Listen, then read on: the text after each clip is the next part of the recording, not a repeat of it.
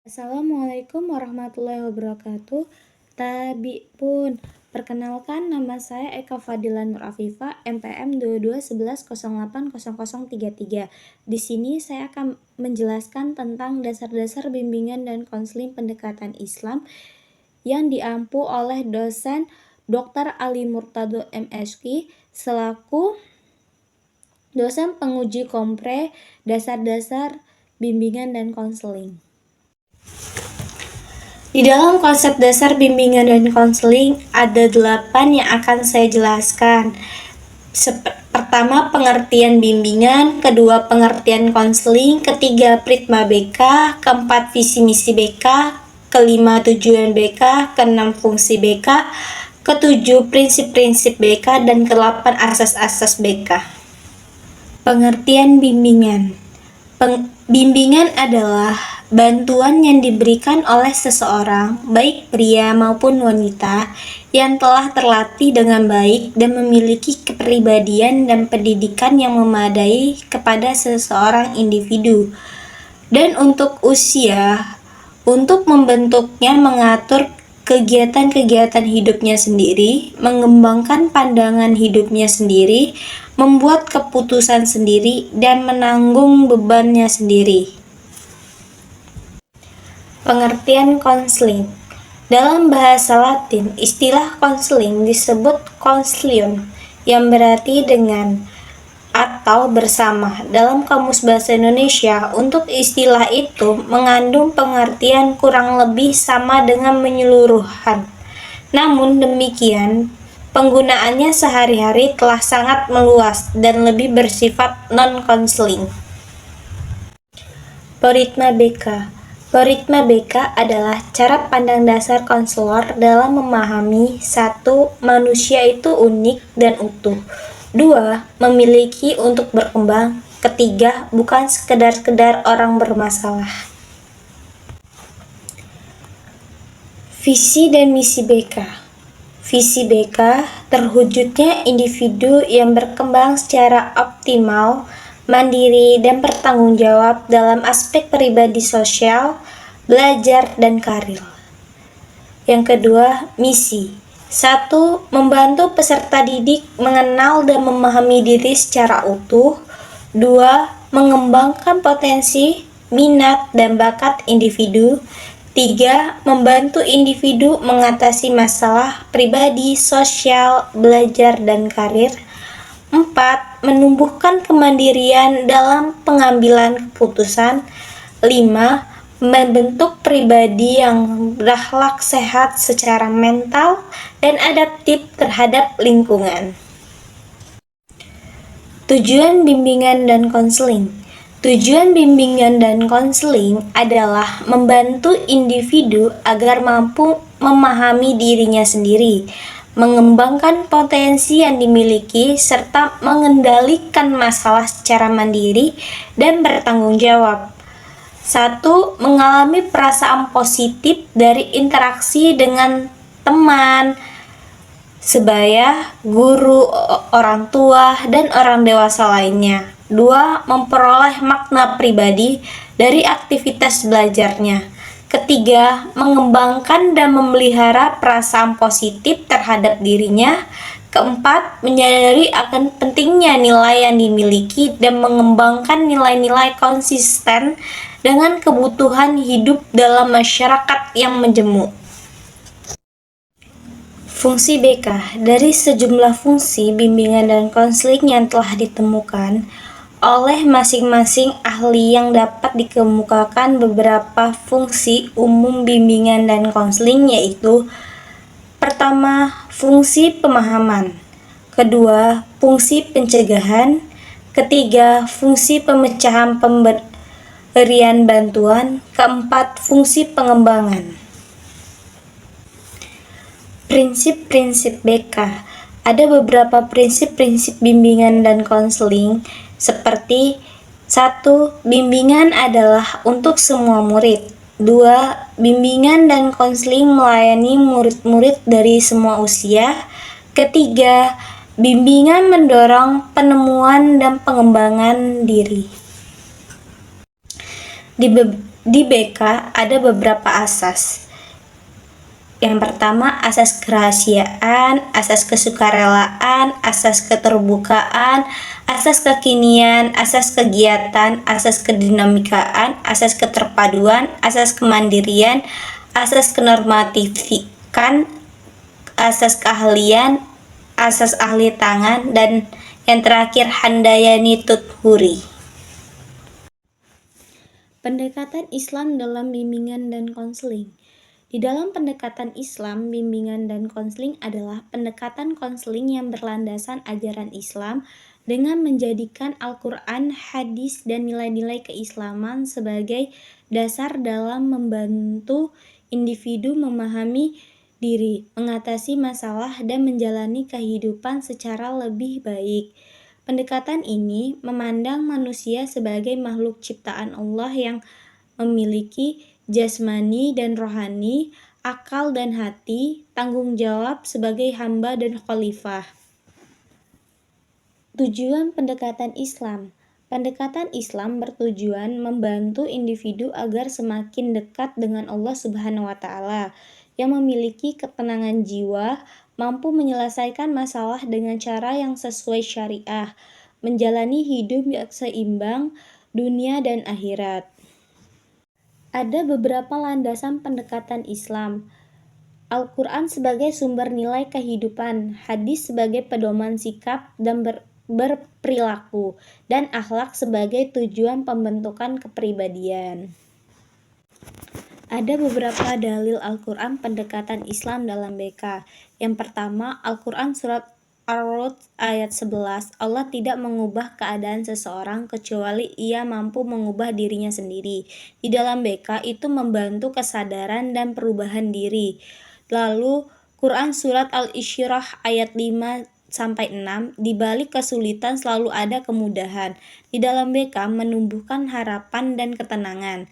Al-Quran surat Al-Baqarah ayat 286, Allah tidak membebani hamba di luar kemampuannya.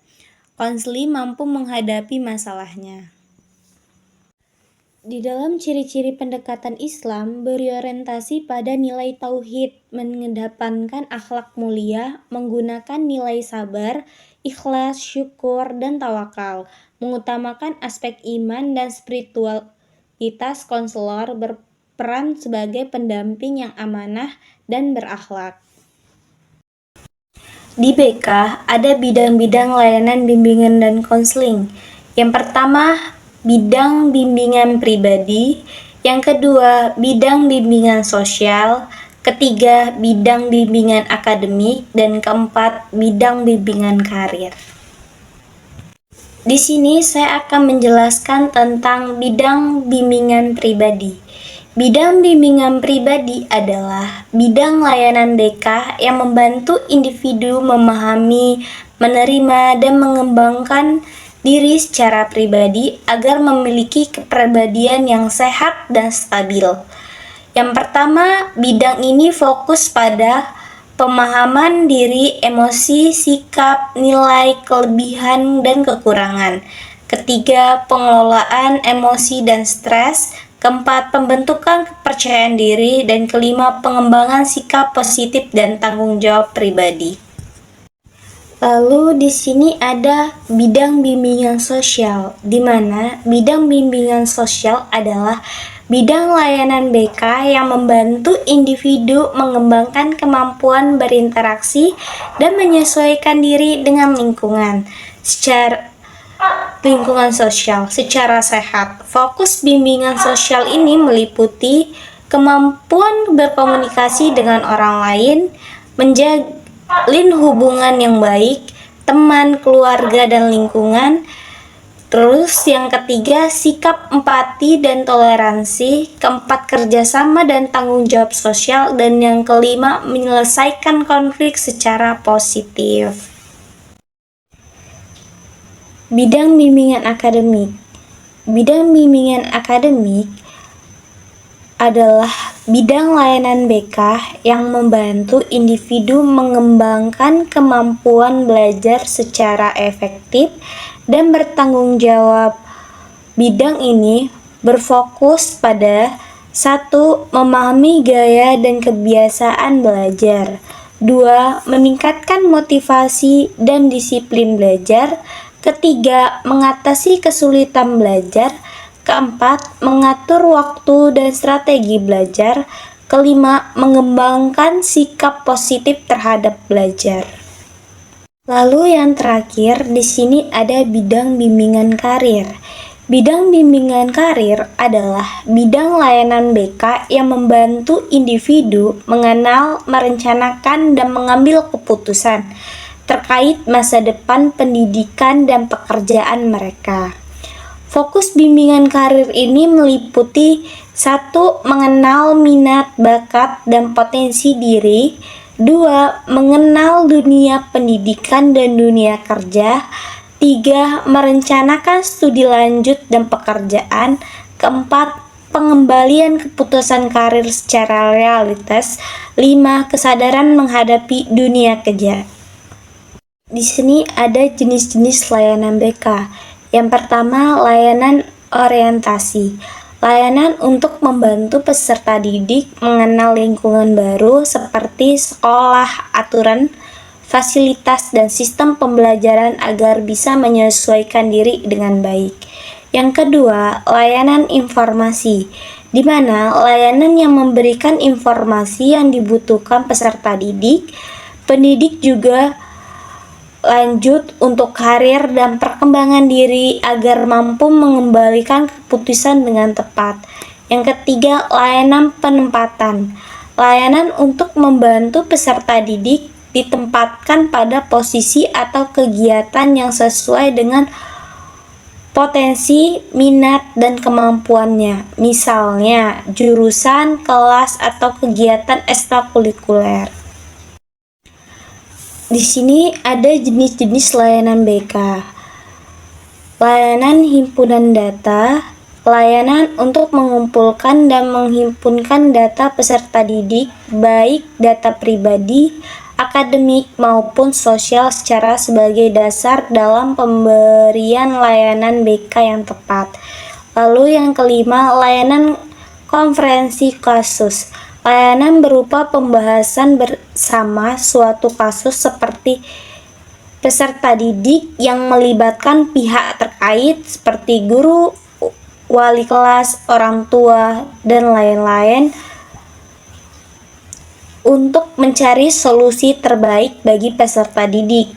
Yang keenam, layanan referral, yaitu layanan pengalihan kasus ke pihak yang lebih berkompeten seperti psikolog, dokter, atau lembaga lain jika masalah peserta didik berada di luar wewenang konselor. Di sini ada daftar pustaka. Yang pertama, Priyetno dan Admin E 2015 di dalam buku Dasar-Dasar Bimbingan dan Konseling. Diciptakan di Jakarta, Ritnen Cipta. Yang kedua, Priyetno 2012, jenis layanan dan kegiatan pendukung bimbingan dan konseling, diciptakan di Padang, Universitas Negeri Padang. Yang ketiga, Sukardi Deka 2010, pengantar pelaksanaan program bimbingan dan konseling di sekolah di Jakarta, Reka Cipta. Yang keempat, Tohirik 2013, bimbingan dan konseling sekolah dan madrasah, Jakarta, Raja Wali Press. Yang kelima, Yusuf S. dan Nurishan AJ, landasan bimbingan dan konseling Bandung Remaja Rosdak Karya.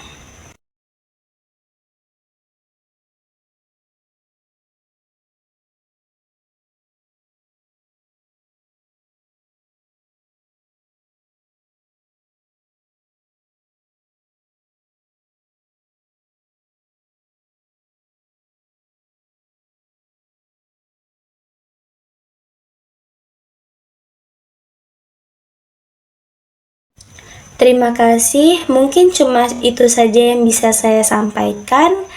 Saya mohon maaf apabila ada kesalahan, kepada Allah saya mohon ampun. Saya akhiri, wassalamualaikum warahmatullahi wabarakatuh.